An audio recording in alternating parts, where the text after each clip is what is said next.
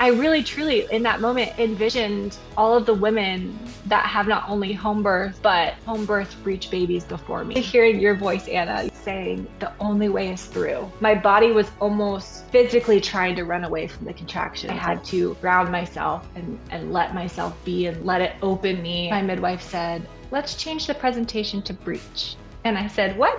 They brought her right up to my chest. That was just such a extraordinary feeling of, oh my gosh, we did it. Visualize myself telling my successful home birth story. And that really motivated me to be here now in this manifested moment is just really special. I had my children on the floor. I was on my favorite blanket that my grandmother gave me on the floor like a cat. And I realized in that moment the potential of what our bodies can really do as women. Like I could feel his head, I could do my own internal, like, yeah, his head, I could feel it. I was in tears, I was just in tears and overwhelmed with gratitude. Hi and welcome to the Natural Birth Podcast, the podcast that is bringing embodied birth wisdom from women from all over the world sharing their natural birth stories. Don't forget to subscribe and download so that you can always have access to these empowering and positive natural birth stories. And welcome to the Natural Birth Podcast. How are you? I'm great. Thanks, Anna. How are you? So good. I am excited for the story. I love when there's a lot of different angles to a birth story. For me, who hears so many birth stories, I love these when like, oh yeah, I have gestational diabetes. And all of a sudden I had a breech baby and it was really fast birth. And I'm like, oh, there's so many juicy angles to the story. So I can't wait to hear about it. But before we dive on into the actual birth story, I'd love to hear about your journey of, becoming pregnant and how did you know what kind of birth you wanted? Did you always know you wanted a natural birth? I did not. So it was honestly kind of an interesting journey because my whole life, like I think many people, especially in the US, grew up with very allopathic influenced medicine. And I have a nursing background. So that's kind of all that I ever knew. And my sister has two children. She had medicated, births. And I think everybody in my close circle, the norm, of course, is hospital medicated births. And so honestly, but way prior to even thinking about motherhood, I always said, well, if the epidural is there, of course I'm going to take it. And then, as the time came for us to start a family, we knew that we wanted to have children, but mentally I was kind of stuck of, I know I want to be a mother, but when is the timing going to be right? And simultaneously in my life, I think I was starting to really opened my eyes to a more holistic way of living as well. And so I think it just kind of beautifully aligned where I started to open the can of worms, if you will, into natural living and holistic living. And I was already doing a lot of swaps with, our food and my personal care and all of that stuff. And I found myself in a one-on-one container with a holistic practitioner, and she led me through a wound healing ceremony. And it was truly like after that womb healing, it was like a light switched and it was almost like a fog cleared. And I just felt it drop into me that, okay, I'm ready to be a mother and I'm ready to start this journey. And simultaneously, truly, Anna, it also just dropped into me out of nowhere of, I think I want to do a home birth. And it was so steady in me. It was just such a gut thing that dropped into my core that I knew that that is the path that was meant for me. And it just put me on this trajectory of finding all of the education I could. I found your podcast, I found other podcasts. And once I got into the education around it, my mind was blown and I just became so passionate of not only do I want a natural birth, but I do want a home birth and I want a physiological birth. And so, like I said, I think once I started looking into everything, I knew that that was what was destined for me and my baby. Wow, beautiful. And so was your pregnancy then a conscious choice, like a conscious conception? Very much so. So we went into the conscious conception journey. And for a while, I was a part of your community that you have. And it was such a beautiful community for me at that time. Like I said, I was starting to kind of open my eyes to this more holistic and natural world. And I had a lot of guilt because I had an IUD for 10, 15 years. And when I had that removed, I was always told, oh, the IUD is, just topical hormones. It's not systemic. And the minute that you take it out, you're fertile and you're ready to go. Well, that wasn't true. And so, and I think that probably resonates with a lot of women. And I think that's what a lot of women are told. And I think it's so misleading. And so I was really frustrated because I did not get my period back right away. And I joined your community, and the support in your community was so beautiful, and everyone was so encouraging and helping me to release the guilt that I felt for that, and ultimately, helped me balance my hormones and get everything back into alignment.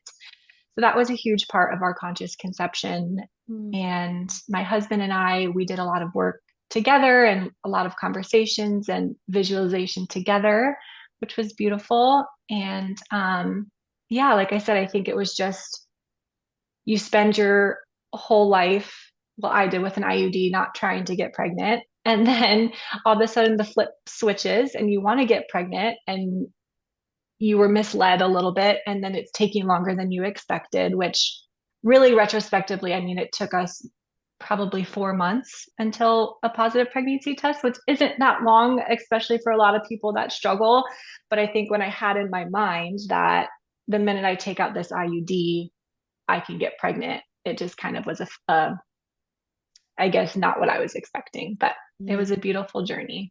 I mean, that is quite quick after that, because some women, as you say as well, can go for years getting their period back or having very irregular, or just their hormones. It takes time to rebalance, and the liver need to detox. And yeah, I mean, I think this is such a great topic to bring, like just to awareness for anyone listening who, like you say, this is a myth that we're being told as women, that the contraceptive methods, whatever they are harmless, and that we're so damn fertile that just as soon as we get off it, we'll just get pregnant. And yeah, this just striving to not get pregnant is such a huge part of the education.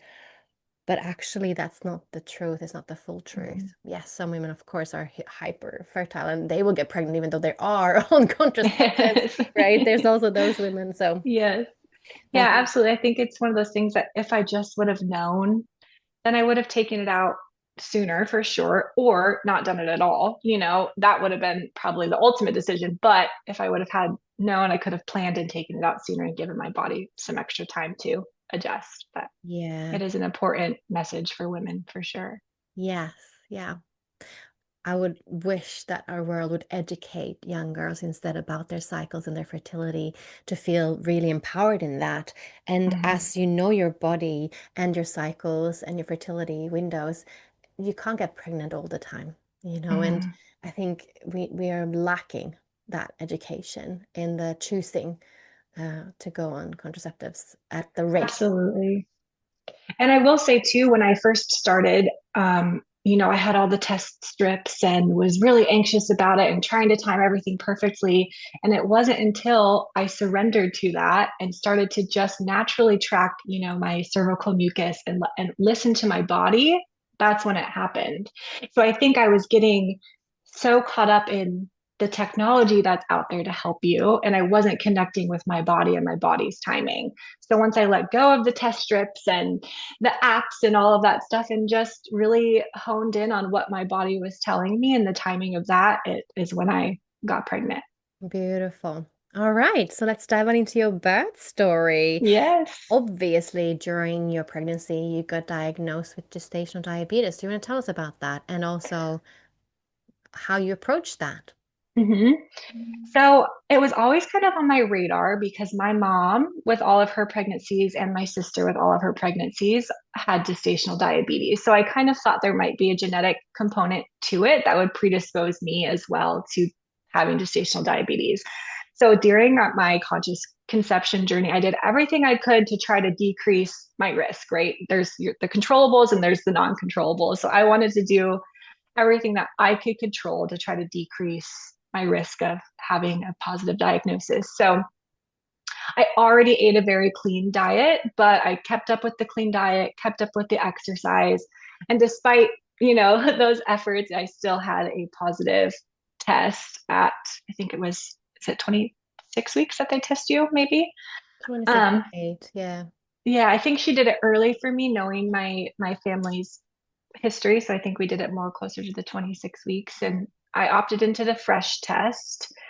Um, and failed both of them, which I think in my next pregnancy, I probably will just forgo that testing and maybe just do my own glucose monitoring. Yeah. Um, When you the say test fresh was, testing, do you want to explain what you mean with that? Do you mean the glucose drink? oh yeah, so I'm not sure if this might just be a US thing. So the fresh test is an alternative to the glucola. It has no preservatives. It doesn't have the extra chemicals that the glucola has in it. So it's a cleaner, less toxic, if you will, version of the glucola drink.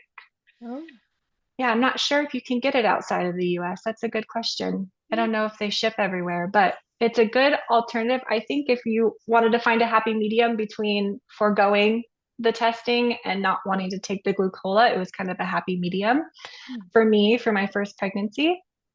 And so I had done a lot of research on my own prior, just kind of assuming that this might happen. And although I had an understanding that I could control it, it still really is nerve-wracking because you get those fear moments of, oh my gosh, what if I can't control this? Is this going to totally wreck my birth plan? Is my midwife going to drop me? Am I going to have to transfer to the hospital? So all of those fear-based thoughts definitely came up. And I had to just try to work through those and just take it day by day and say, look, my numbers are not telling me that. My numbers were very well controlled. And I followed Lily Nichols. Are you familiar with her? So I love, love, love her work. She is a wealth of knowledge around all things Yes. nutrition for fertility and pregnancy, and especially gestational diabetes. Yeah. So I followed her care plan, which is her recommendation tends to be a lot lower doses of carbs than what the mainstream medical system would tell you to consume. So I did eat a low carb diet and opted into getting a continuous monitor. It was so much easier than pricking my finger every single day, and it brought so much more insight to my peaks and my valleys and really what my body was doing and how it was responding to different foods. So I would recommend that to anybody really that is going through a gestational diabetes diagnosis, or even if you just want to know what your body is doing through pregnancy and its response to sugars, if you can get it covered or if you can afford it out of pocket to get a continuous glucose monitor, it brought a lot of insights. And I think the positive story of my diagnosis is I was able to control it beautifully with just diet and exercise. I never went above 120 on my sugars. And so it kept very steady. And I think the message there is if just because you have a gestational diabetes diagnosis does not put you at high risk in Mm-mm. itself. No. And if you can maintain your sugars, you can have a healthy, normal pregnancy and a successful home birth like I did. So I think just hearing that and reminding myself that this is not an end to your birth plan Mm-mm. was really what helped me kind of navigate the emotional side of the diagnosis. Beautiful, beautiful story, beautiful testimony of that. And going through your pregnancy, did you do all the kind of other testing like ultrasounds? Did you know you had a breech baby on board, or was that something that was a surprise at your birth? That was a surprise while I was pushing. Oh my God, that is so exciting. But did you do the normal Yes. testing? So I had a very quick, just in office, like a butterfly ultrasound, I think it was called. Maybe that's not the correct terminology, but it was just a very quick look right at the beginning to confirm that there was a pregnancy. And then I did my 20-week anatomy scan, and those are the only two scans that I had. Mm. Um, I did feel like for me and my own ease of my mind, I wanted to have that anatomy scan, and then we forgoed any scans after that. So everything else was just by touch and feel of the midwife and the students along my prenatals. And every appointment, baby was head down. Mm. So I think, which we'll get into it, I think she flipped a few days prior to when I went into labor. Oh, wow. Well, that's very, usually it's the opposite, isn't it? Yes, Oh, yes. okay. Very Which interesting. we'll see what you think happened, but I'll tell you Yeah, my theory. beautiful. Well, take us back to wherever you want to start your birth journey story now. Yeah, so I think I'll kind of touch on a little bit of preparation I did because I think that is really what helped me have a successful home birth because I think so much of it is your mindset. Like I think everybody says on this podcast, it's your mindset and how you live your life is how you're going to birth. So throughout the conscious conception journey, I was also doing a lot of work internally to prepare for this journey towards home birth because I knew that was my goal. So that looked like a lot of fear releases and understanding and honing in on what does fear versus intuition mean to me. I think that was really pivotal in helping me navigate the inevitable worries that pop up during pregnancy and along the journey, and understanding that fear feels like these racing thoughts to me and my intuition just feels like a steady knowing, and understanding that difference really helped me follow the path that I wanted to be on. I also did a lot of meditation and visualization. I think that I don't think I'm an anxious person, but I am a worrier for sure. And so I think I had to work through that and just give myself space to be in these moments of visualization and meditation and find calm and steadiness in the in between of the chaos of life, right? And it's such a surreal moment right now because I would visualize myself on this podcast. That was one of the visualizations I did for myself. I would visualize myself telling my successful home birth story.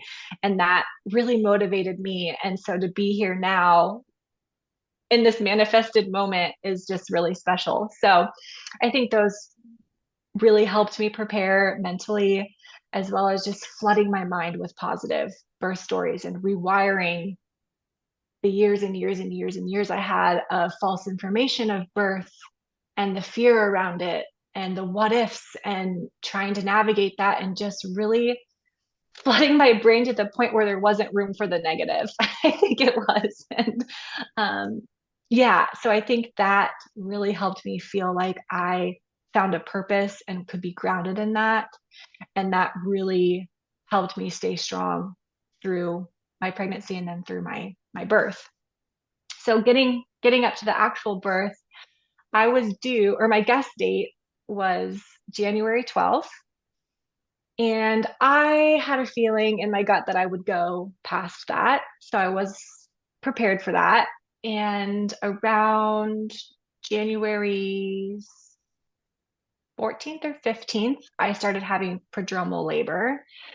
So I had pretty consistent, relatively intense contractions for about 2 days straight. So they went on through the day, through the night, and through the next day, and a little bit into that next night. But they were like consistently inconsistent.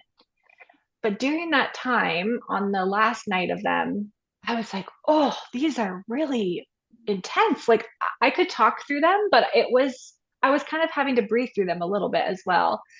And my husband and I are looking at my stomach through these prodromal contractions, and my stomach looked all contorted.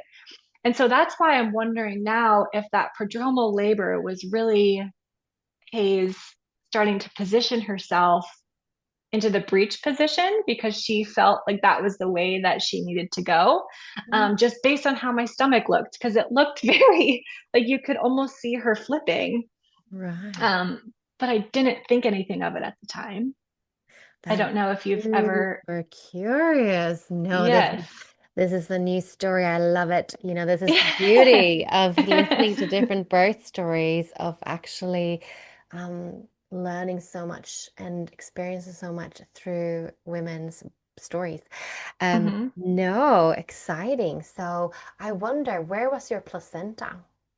Mm, you know, I never knew, I don't know. It wasn't listed on my, it was not listed obviously on my anatomy scan, and I forgot to ask my midwife that, so I'm not sure.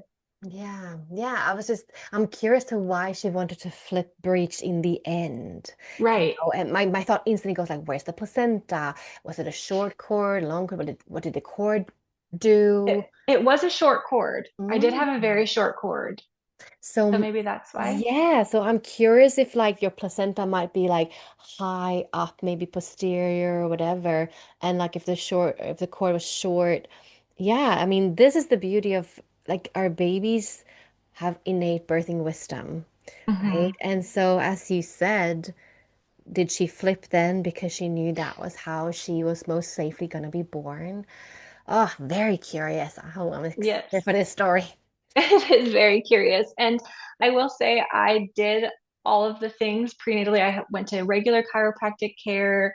I did inversions. I did the mile circuit, so I did things to optimize her position. But in the end, like you said, if this is the way that she felt like she needed to come out, then that was just going to be the way. And maybe the fact that I didn't know that she was breech going in helped me a little bit mentally, but I will touch on that when I get to it, when I find out that she's breech in the throes of labor. Because I do think it can be quite nerve-wracking for a lot of women, especially if you find out prior to going into labor that your baby's breech. But I don't want that to discourage women, and hopefully hearing this story can reassure you that even if you do know that prior, to just relax into that and just trust your body and trust your baby, and it is possible to still continue with your birth plan.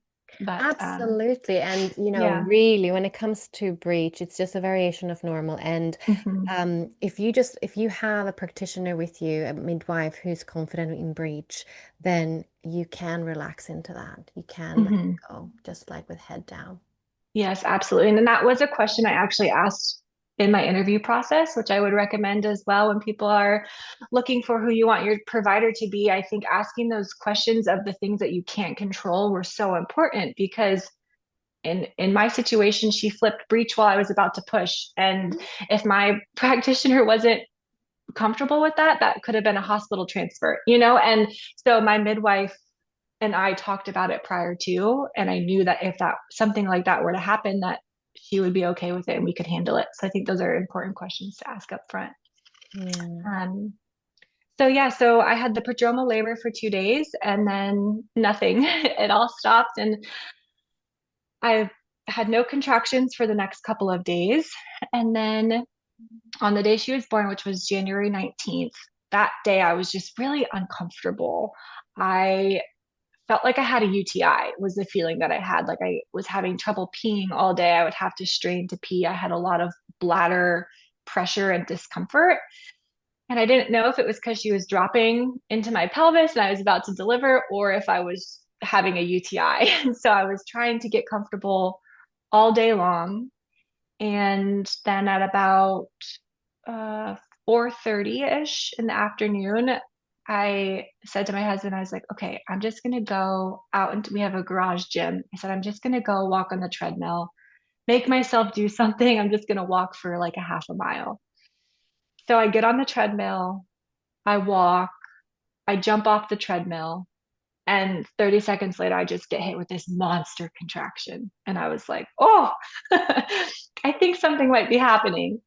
And so I told my husband, I was like, okay, I think something's starting. That was a huge contraction. I'm going to run upstairs and shower to try to test it out and see if they go away or if they continue. And I hadn't even gotten up into the shower and I had three more contractions. And so right out the gate, they started like 45 seconds long, 1 minute apart. And I get into the shower. And by the time I was in the shower, I was kind of having to lean over onto the wall of the shower and let the water hit my back, and it was not helping at all, and the contractions were not going away, but they were manageable. I will say they were extremely intense, but I never felt like I was in agony. So I just was like, I know that this is real, this is happening. And so I get out of the shower and I felt like a little bit of dribbling down my leg, and so I swabbed. My midwife had given me swabs that I could test my fluids if I thought that my water broke, to see if it was urine or if it was truly amniotic fluid. And so I swabbed a little bit and it turned black, which signified that it was amniotic fluid. And so at that time, my husband was coming up the stairs. And I will say, I think this first 45 minutes was probably the most I struggled through the labor, in the sense of I was still so in my logistical brain of trying to figure out how long my contractions are, trying to tell my husband what was going on, telling him to call the midwife, and trying to work through all those logistics. I couldn't drop into myself. And so I think it was really hard. It almost felt like the contractions were controlling me in this moment. Um, and so he starts to call the midwife, and this is probably about 5:30, 5:40 at this point. So we're only 30 to 40 minutes in, but I knew, I was like, okay, I know that this is happening. And I think it's happening quickly. You need to call the midwives and my doula. So he starts to call them. And again, like I can hear them asking all of the questions. And in my brain, I'm just like, oh, just tell them to come. Just tell them to come. Quit asking questions. They just need to come. But they, of course, want to, assess and figure out what's going on. And so at this point, I'm starting to shake through my contractions and trying to get my mind in the right space and calm myself down, because I did have a flighting thought of, oh my gosh, if this is already this intense, what's it going to be when I'm further into labor? And I caught that moment because I could recognize that it was a fear-based thought, and I just had to start to control that and tune into it and tell myself, just take it one contraction at a time. You don't know that it's going to get worse than this. Just be present with it, work through it. It's not going to control you because it is you. All of those mantras that I had to start repeating to myself in that moment. And so then the midwife and doula listened to a contraction and they said, oh, yep, we're on our way. And so luckily they were both very close to me.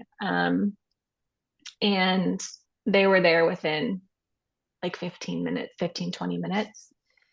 So while we were waiting for them, we went downstairs because I told Matt, I was like, okay, I need to get into my zone. I need to go downstairs, turn on my birth playlist. So we had that playing, and I don't know. See, now I'm forgetting the different phases of labor at this point, but I don't know if I was transitioning at that point because of the shakes. And then I started to have the dry heaving in the middle of my contractions.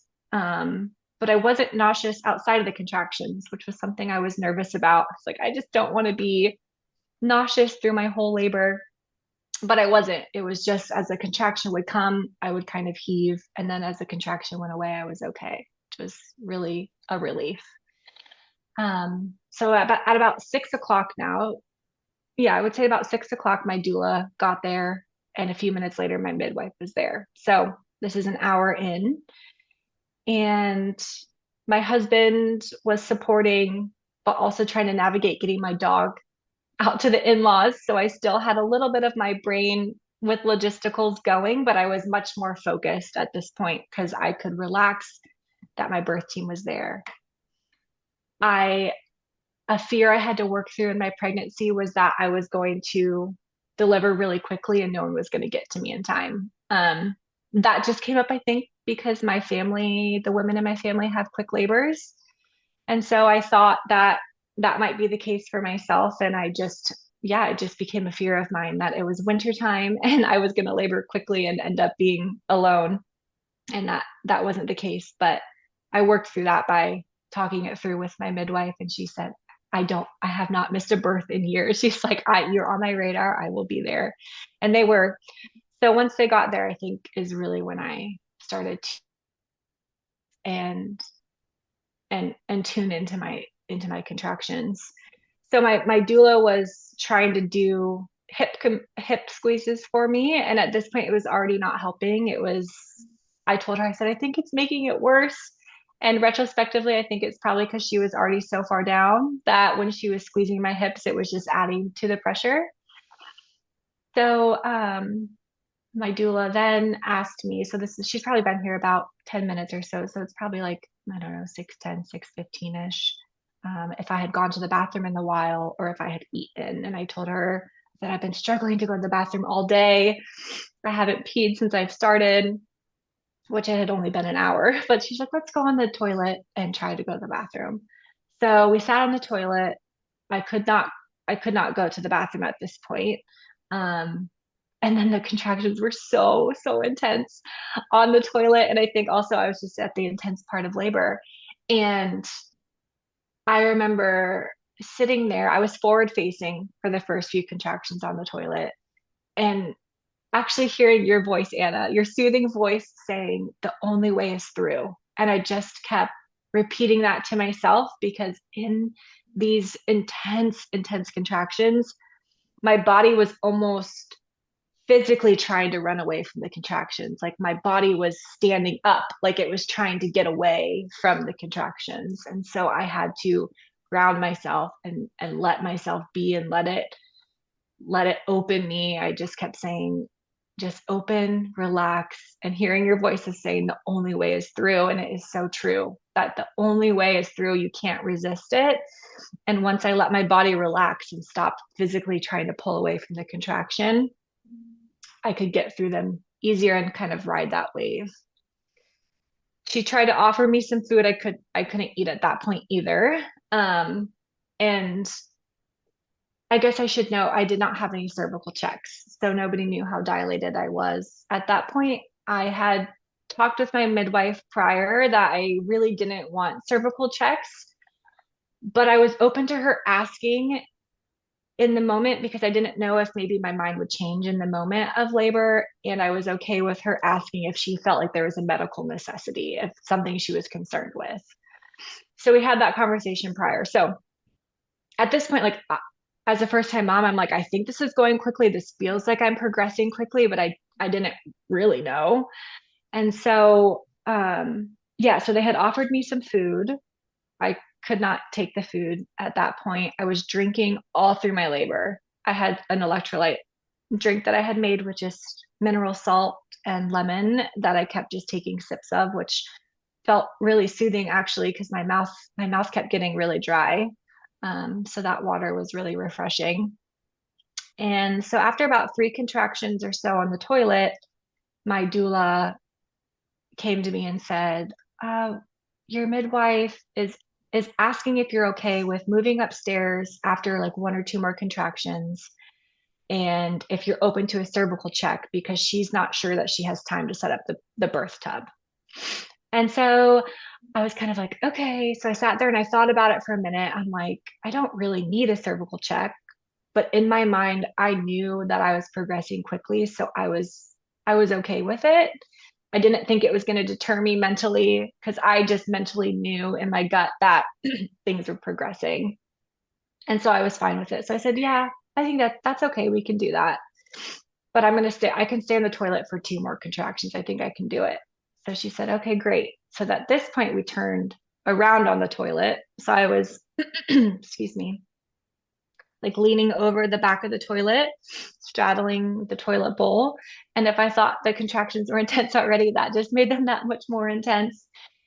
And so I really just had to breathe through those and tell myself, okay, like you're getting close. You're going to meet your baby soon. Things are progressing. You're doing it. Like this is what you have been waiting for. And I think that really kept me grounded is like, this is the birth portal that you've been waiting to find yourself in, and you're here and you're doing it. And so I made it through 2 more contractions on the toilet. And by the second contraction, I could hear my vocalization changing. So I went from kind of a, oh, to a, oh, like almost like that kind of sounding, where I didn't feel like I was pushing, but it kind of was changing my vocalization like into that rhythm. So then we had to navigate getting up the stairs, which was quite challenging at that point. My husband kind of had to like hoist me from the back up because every time I had a contraction, I would kind of buckle. So we got up the stairs, and I had a beautiful birth room set up, which I'm actually in right now, but I just recently took down the affirmations. I have some of the photos up still, but this is going to be the room. I had candles and affirmations, and we were going to set up the birth tub in here, but of course we were going to check to see if we had time to do that. So they had me go across into my bedroom and lay back on the bed and do a quick cervical check. And I will say she was very quick, super in and out. Um, I had no discomfort with it. I don't know if people do have discomfort with them, but I think she was trying to be respectful of the fact that I didn't really want cervical checks, but I had agreed to this one. So, I mean, it was like a truly a 2 second thing. And she said, "Yep, you are 10 centimeters and fully effaced, and you have a bulging bag of waters." And this was probably maybe 6:45 at this point. So an hour and 45 minutes in to the birth. And I said, okay. And she's like, "Do you want to get up on the birth stool? Because you're getting close to meeting your baby." And I said, "I do want to get on the birth stool, but it feels so good to lay in my bed right now." And it was such a, oh my gosh, like my muscles had been so intense and my body had been working so hard to just be able to melt into my bed felt like such a relief. So I said, "Yes, I will, but let me just lay here a little bit longer." So we actually have a couple of really nice videos of me just laying in the bed, fully effaced, fully dilated, just calm as can be. I'm just laying there with my husband. He's rubbing my head, which is such a polar opposite image, I think, of what people would think of being 10 centimeters dilated in that moment. But I had no pain. I was just as comfortable as can be. I felt like I could fall asleep and take a nap right there. And so I laid there. And on the next contraction, my water burst everywhere. And that was, oh my gosh, that was such a relief. It just felt like the biggest pressure relief and the gush of like warm water. It was really soothing. And I said, "Oh, I think my waters just broke." And they said, "Oh, yes, they sure did." And so they were helping me kind of get everything cleaned up, and get some pads under me because I was in my bed and I still wanted to lay there. I said, "I'm just so comfortable right here. I'll just lay here for a couple more contractions." And on the next contraction after my water broke, that ejection reflex started to kick in, and that was so intense. So I was laying there and just the contraction came and I just started bearing down, bearing down, bearing down involuntarily because it was my body doing it, right? And then the next one came and same thing. I started bearing down. I started intuitively trying to, so I was side lying at this point and I intuitively started to kind of lift my top leg up. So I was trying to get my legs separated. And so my midwife said, "Well, do you want to get up and let gravity help you? Because it seems like you're fighting against yourself right now." So I said, "Yeah, sure. Let's get on the birth stool." So I tried to get onto the birth stool. And I don't know what I was imagining a birth stool to look like, but it was not what I had pictured in my head. And I was very confused because it's just kind of like an open square almost. And I was like, where do I sit? And you just sit on the two like little metal sides kind of, and then the whole middle is open. And so I sat on it and I was like, this is wildly uncomfortable. Mhm. I, yeah. And because you're just kind of like, you're almost balancing on the sides of your legs and almost like on your coccyx is almost kind of like balancing on the back. So I sat there for a couple of contractions, but I just was not comfortable. And I was thinking in my mind, this is not comfortable, but I wasn't articulating that and I wasn't moving. And I just was kind of like internalizing it. Well, you were in I the think, middle of birthing a baby. Sometimes it can be overwhelming and you're just so internal you can't vocalize. But like that's weird. I've never seen or experienced the birth stool that's metallic. I've always seen and used birth stools that are of like wood and they're more robust and yeah, there's this roundedness and you're supported. Hmm. that's what I had imagined. But this was almost like a bar stool without a seat on it. Yeah, it was interesting. So yeah, and I think you're right. I think I wasn't in my logical mind at this point. I knew I was uncomfortable, but I didn't know what to do about it, kind of a feeling. And so I sat there for a few contractions, and that was when my midwife said, "Oh, let's change the presentation to breech." And I said, "What?" And I had a moment and I looked at her and I said, "No."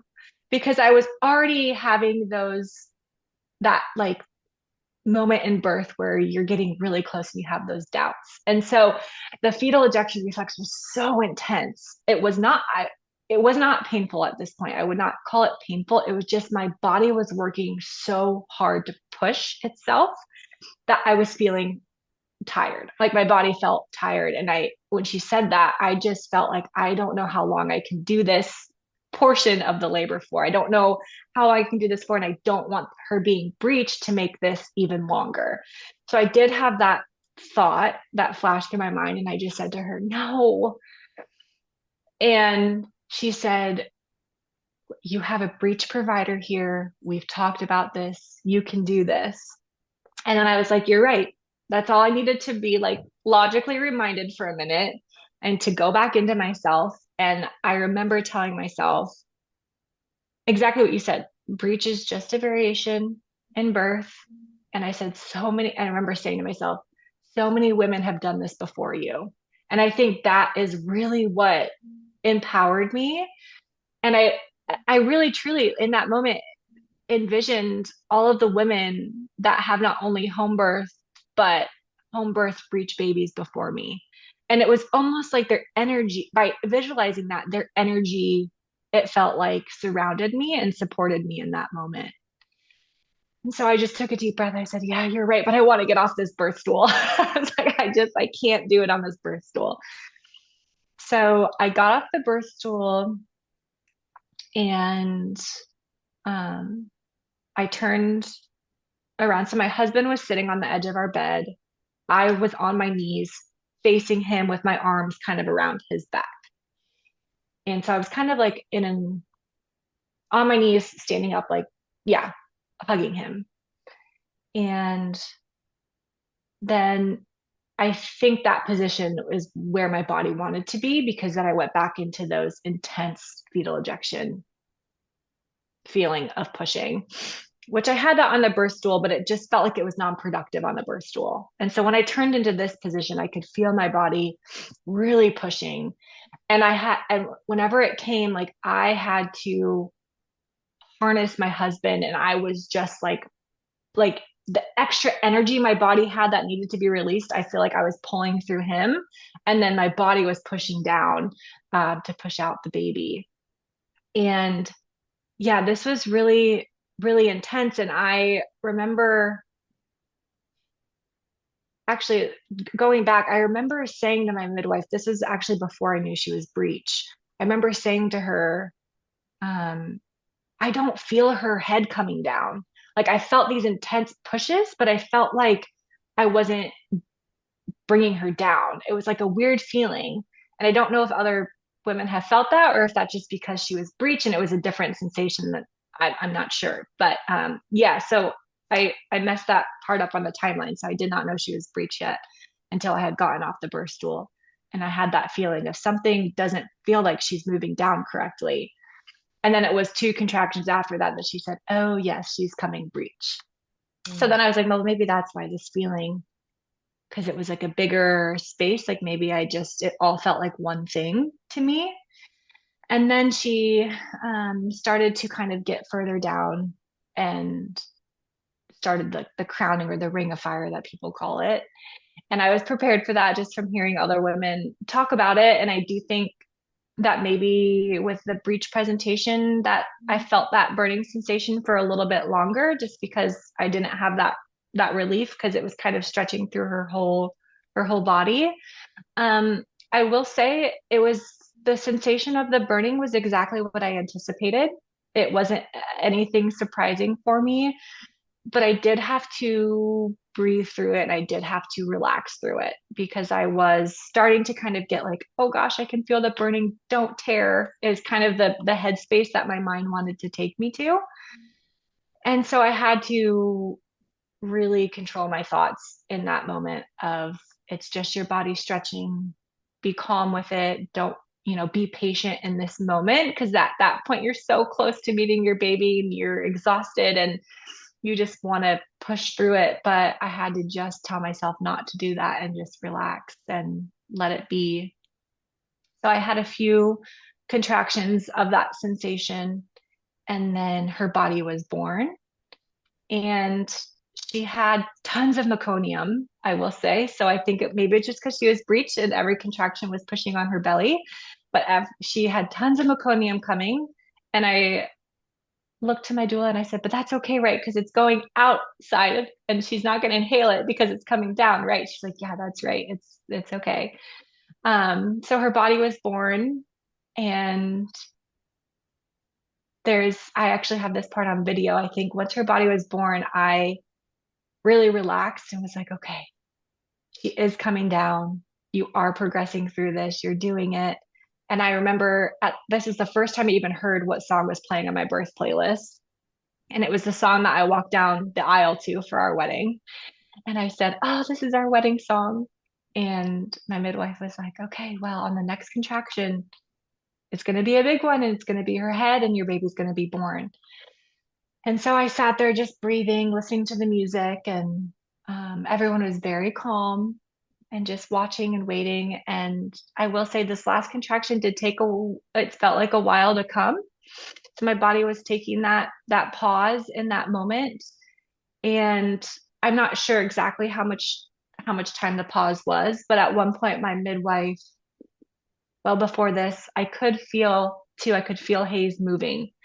So I could feel her head kind of twisting and turning. And I know that people have like pleasurable births. I don't know that I would call it like an orgasmic feeling that some women get, but it was not painful. It did not feel like that burning sensation. It was like a comforting feeling. And I could just feel her trying to twist and turn. And what she was actually trying to turn back posteriorly, right? So yeah, so she would have been face up. She was trying to turn face up. And so I could feel that. But we were just sitting and waiting for this contraction. And then my midwife did say, okay, I want you to go ahead and push. So I'm not sure what she saw or when I look back on the video, she did end up having to kind of stick her finger in and help Hayes not turn and maybe take some pressure off of the cord that was sitting there. And so she told me to go ahead and push.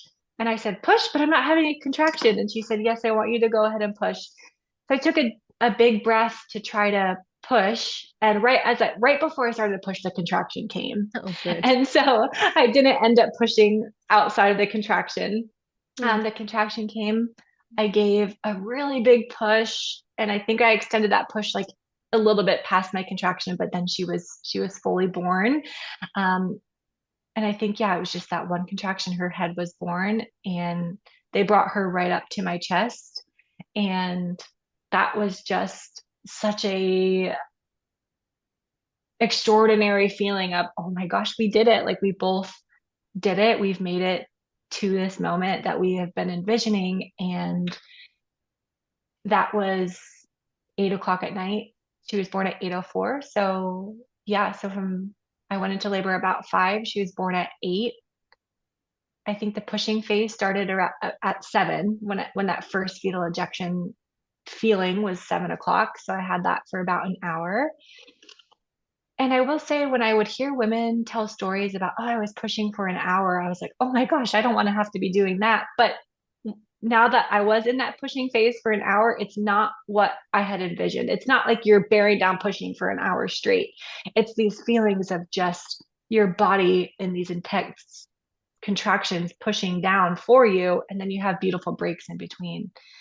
So yeah, so she was born, and I had a very short cord, a very short umbilical cord. So my midwife was like, okay, I'm going to help you turn around, but don't pull her up any further than you have her because your cord is really short. And of course, I didn't want to snap it. So I flipped back around and I was holding her, and then everybody helped hoist me up into the bed. And my husband and I and her, we laid there and just basked in her being there with us and laid back in our cozy bed, which I think that was such a wonderful moment to just not have to be outside of your home and just be in your cozy bedroom with each other. And they were helping her latch while while her cord was still attached. And her placenta was sitting there, but they had already bagged it. And I will say one regret of mine was I didn't see my placenta. And they had put it into a bag. And I remember looking down and saying, "Oh, I want to see it." And then I got caught up in the moment of nursing my baby, and I forgot to ask to see it. So that's not something that I thought I would regret, but it is a regret that I have. So maybe if when you're planning your birth, even if you don't think that you will feel that attachment to your placenta, retrospectively you might. And so yeah, I would just encourage you to look at your placenta, and it's done so much for you through your pregnancy. And even if you don't think you have an attachment to it, I think you do, or you might.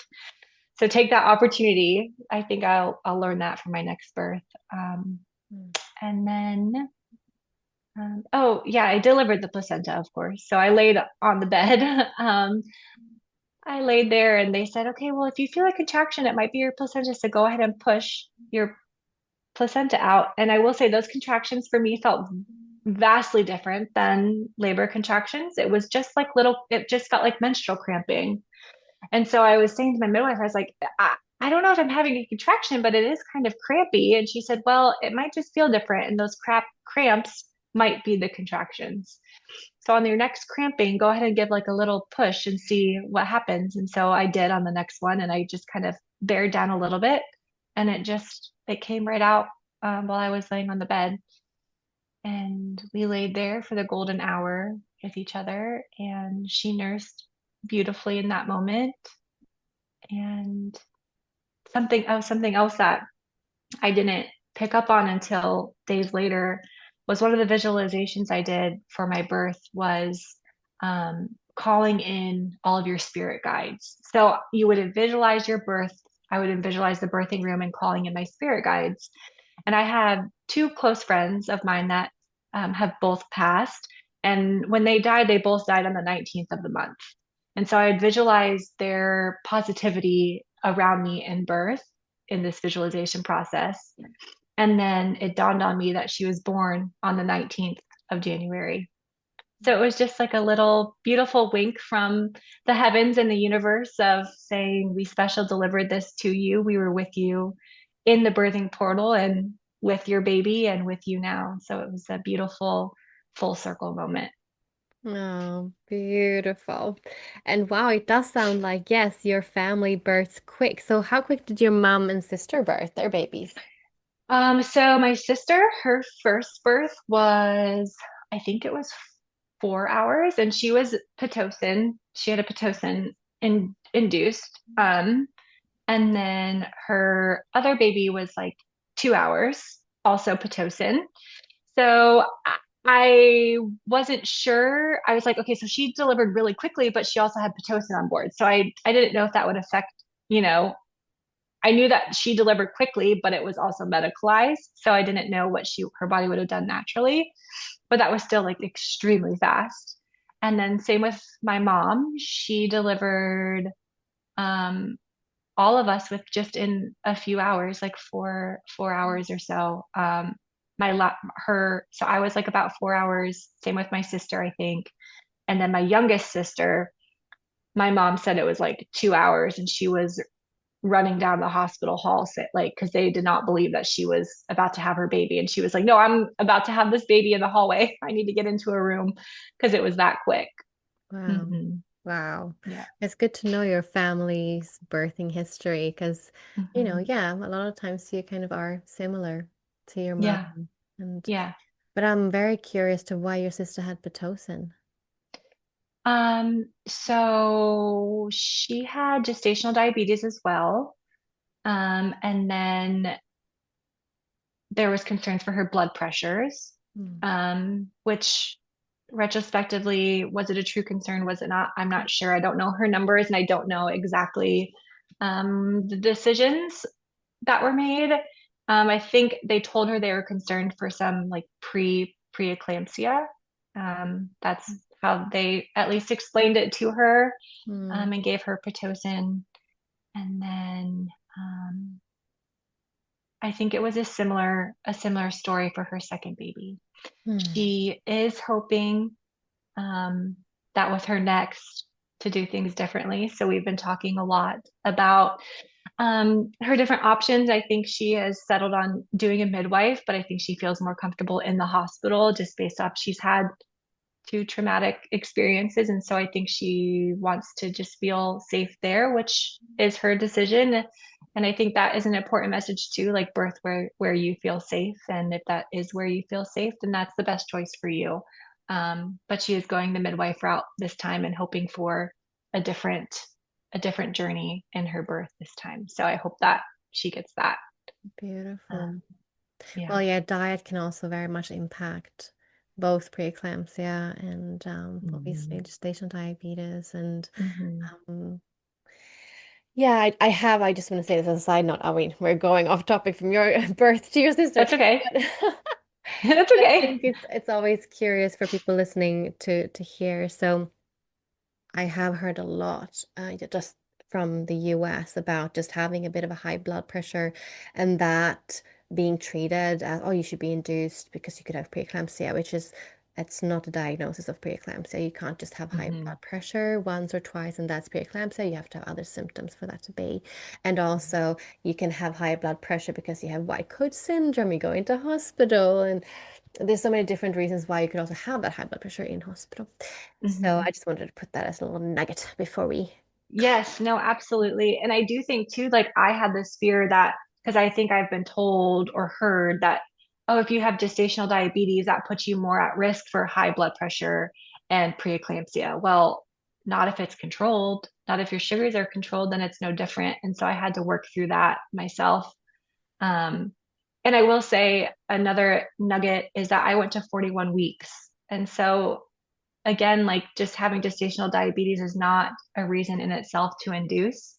No, And I went to 41 weeks and my baby was 7 pounds and 3 ounces at birth.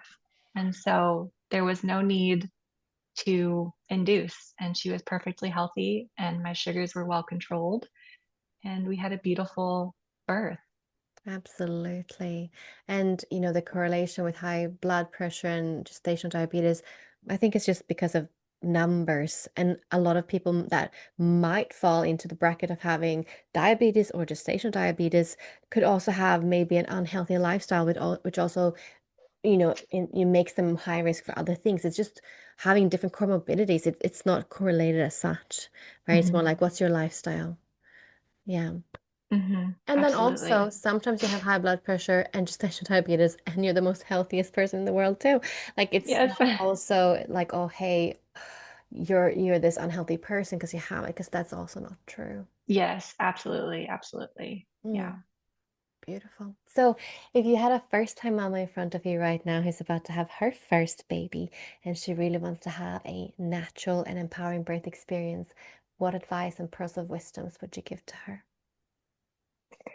I have a couple. I think first and foremost, just flood your mind with positive birth stories of women that have birthed before you and use that to re-educate yourself around birth and to learn to trust birth again and educate yourself to the point where you can form a solid birth plan, but then remove yourself from the echo chamber and just be in your pregnancy and be with yourself and connect to your intuition. Because I think it is easy to fall down the rabbit hole and then you're getting disconnected from yourself. So just do it, educate yourself to the point where you have a solid birth plan and rewire your brain to trust birth, but then remove yourself from the echo chamber, I think was really helpful for me, as well as find your purpose around your birth and anchor to that because in the throes of labor, that will be so grounding to you of anchoring to your purpose. And lastly, I would say that your body knows what to do in labor and your body knows how to push.